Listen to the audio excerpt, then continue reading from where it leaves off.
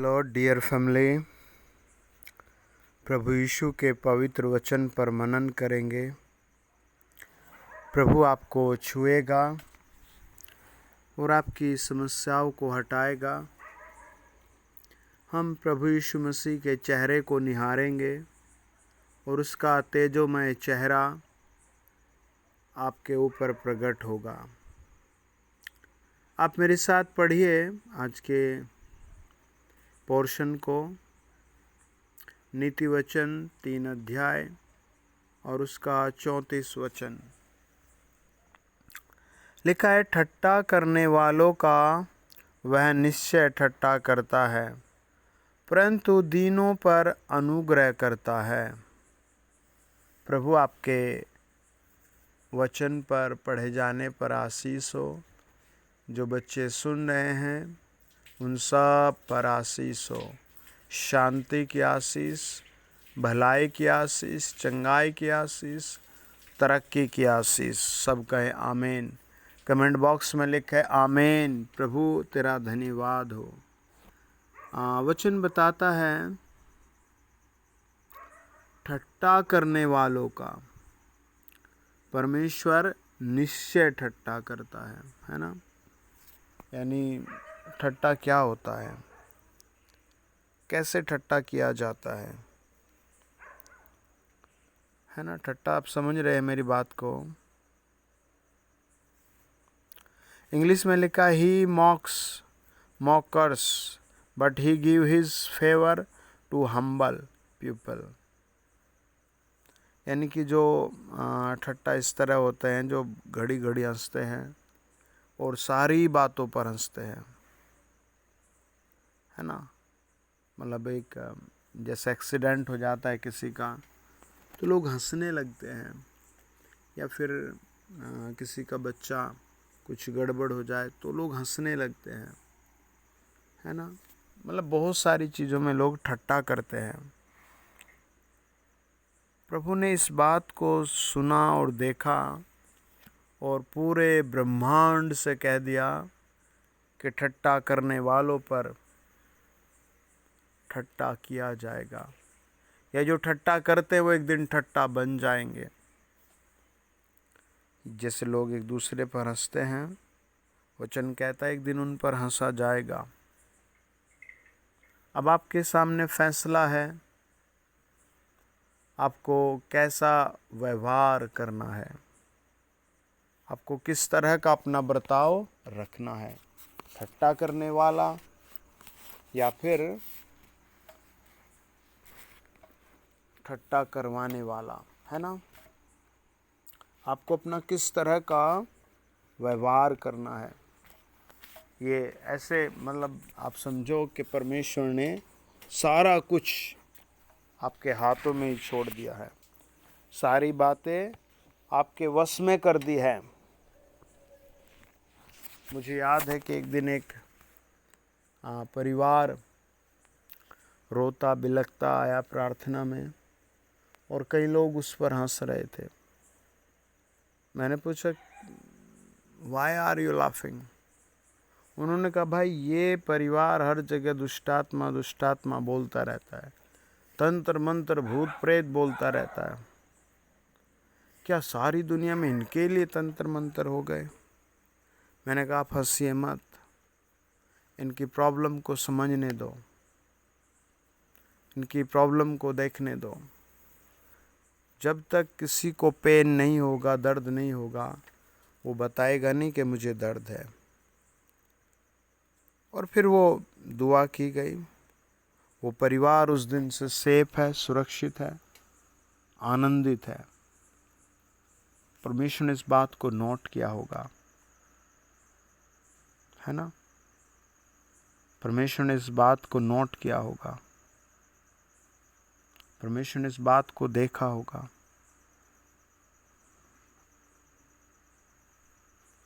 परमेश्वर ने इस बात को लिखा होगा, है ना।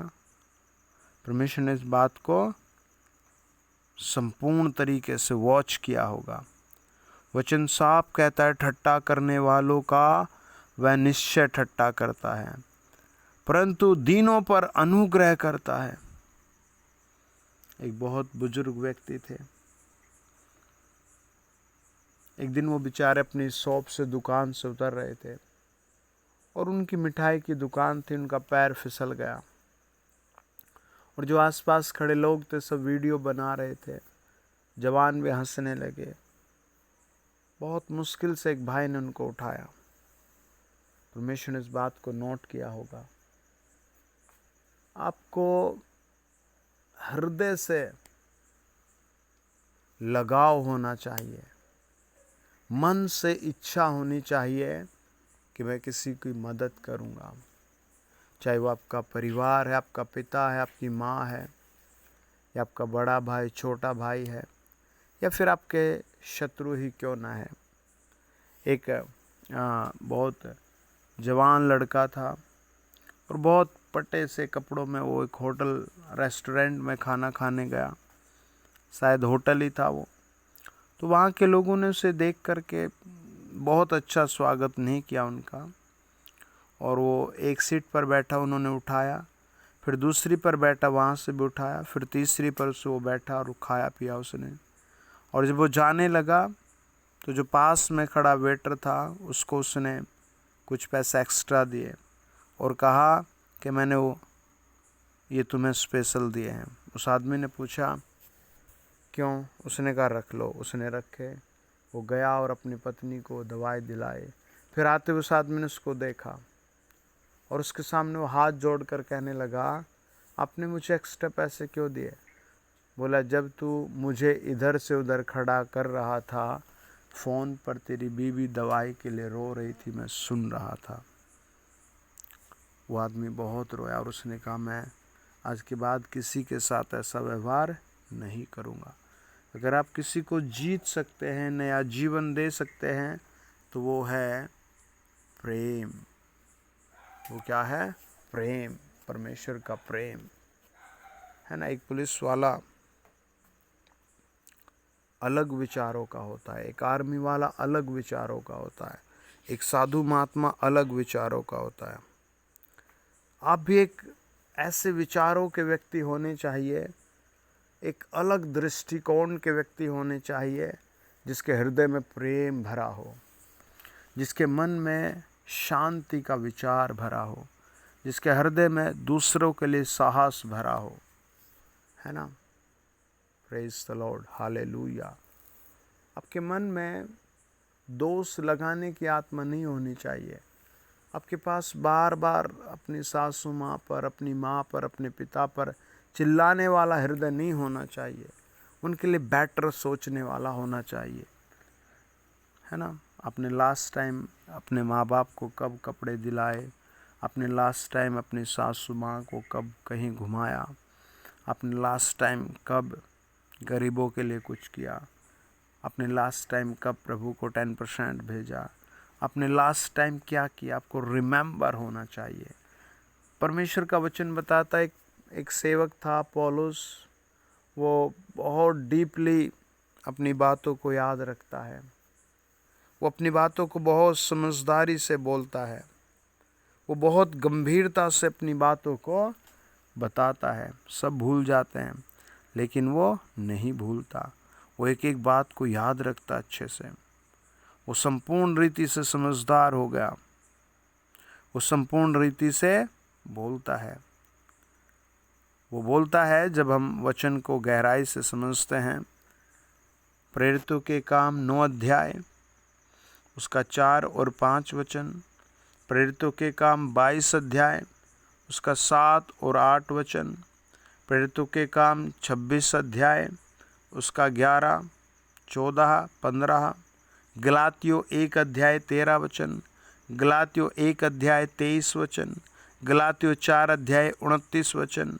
वो एक ही बात कहता है, मैं प्रभु यीशु मसीह को सताता था, मैं प्रभु यीशु मसीह के लोगों को सताता था, मैं प्रभु यीशु मसीह के पवित्र लोगों को सताता था, मैं पवित्र पवित्र परमेश्वर को सताता था।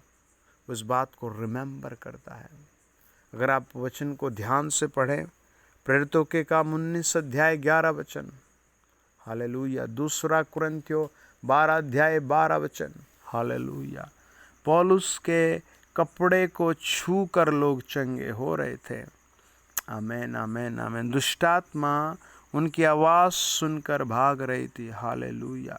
लेकिन वो ऑलवेज याद रखते हैं कि मैं सबसे बड़ा सिनर हूँ, पापी हूँ, मैं सबसे बड़ा मूर्ख व्यक्ति हूँ। वो कोई घमंड नहीं करता।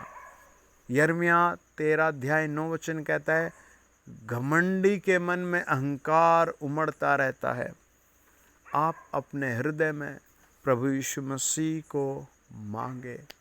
आप प्रभु यीशु मसीह से मांगे, प्रभु मुझे एक नया हृदय दे, प्रभु मुझे एक नया परिवार दे, मुझे एक नई सामर्थ दे। हालेलुया। वचन कहता है, नीति वचन 3 अध्याय 34 वचन,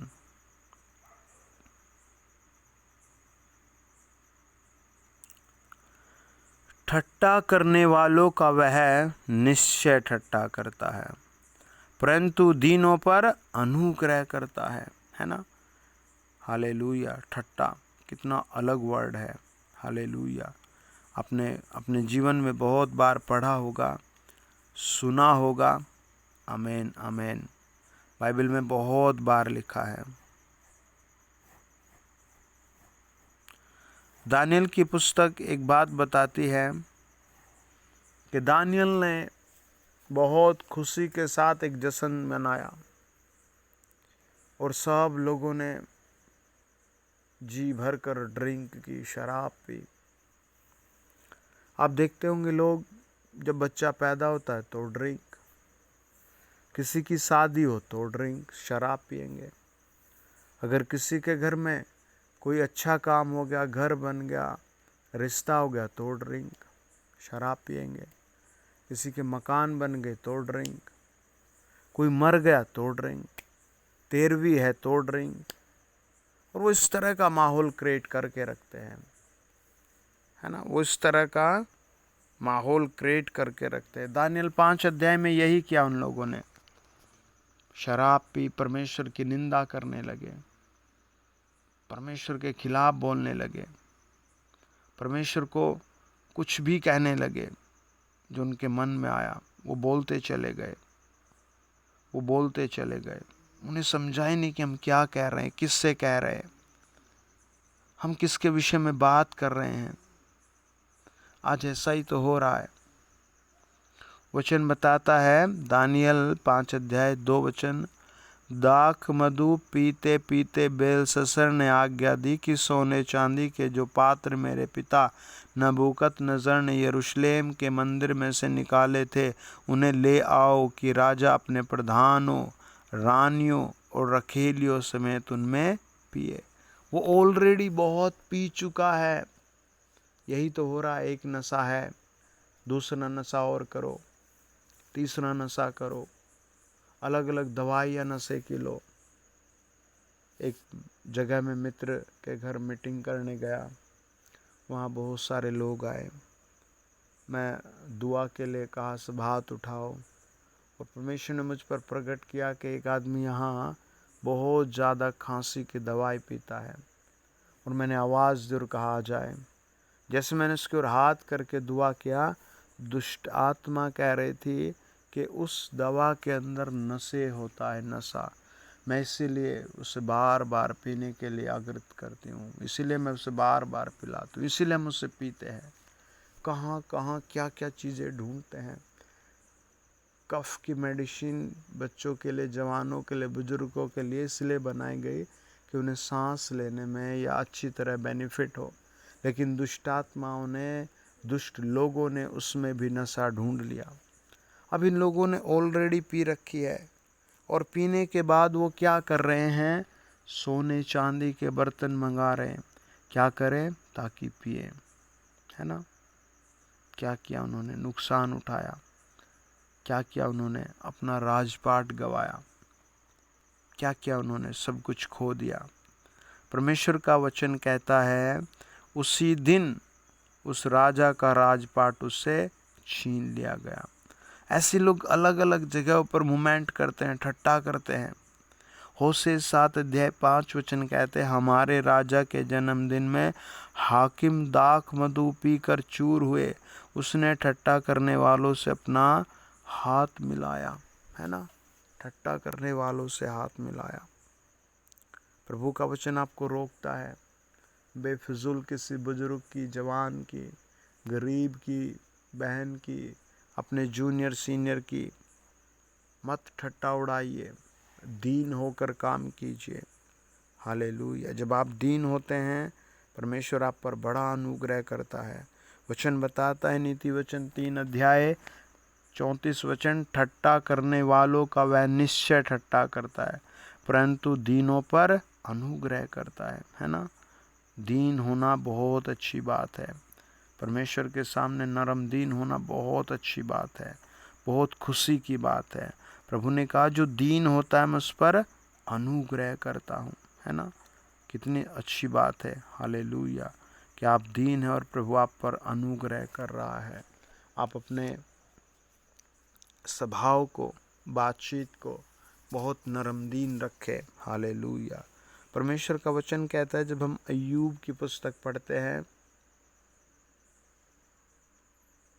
हालेलुया, 36:6 24 का पहले 4 पढ़ेंगे। वे दरिद्र लोगों को मार्ग से हटा देते और देश के दीनों को इकट्ठा छिपना पड़ता। ये वहाँ के देश की हालत थी।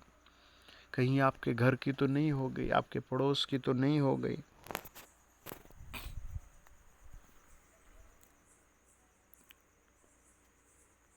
छत्तीस अध्याय 6 कहता है, वह दुष्टों को जिलाए नहीं रखता और दीनों को उनका हक देता है। जब आप दीन होते हैं, परमेश्वर आपका हक आपको देता है। भजन संहिता 10:12 कहता है, दीनों को कभी मत भूल। है ना, दीन लोगों को कभी मत भूलो। लूका 1:52 कहता है, परमेश्वर दीन लोगों को ऊंचा करता है। यशायाह 25:4 कहता है, परमेश्वर संकट में दीनों के लिए गढ़ है। हालेलुया। दूसरा कुरिन्थियों 7:6 कहता है, दीनों को परमेश्वर शांति देता है। पहला पत्रस 5:5 कहता है, परमेश्वर दीन पर अनुग्रह और अनुग्रह करता है। जब भी आप प्रार्थना करें, बाहर जाएं, लोगों से मिलें, अपने मन में दीनता का भाव रखें। आइए दुआ करें, परमेश्वर आप पर बड़ा अनुग्रह करें। खुदाबंद खुदा, जो लोग मुझे सुन रहे हैं, उनके घरों में, परिवार में नया काम हो, यीशु मसीह के जिंदा नाम से। आमीन आमीन। God bless you dear family.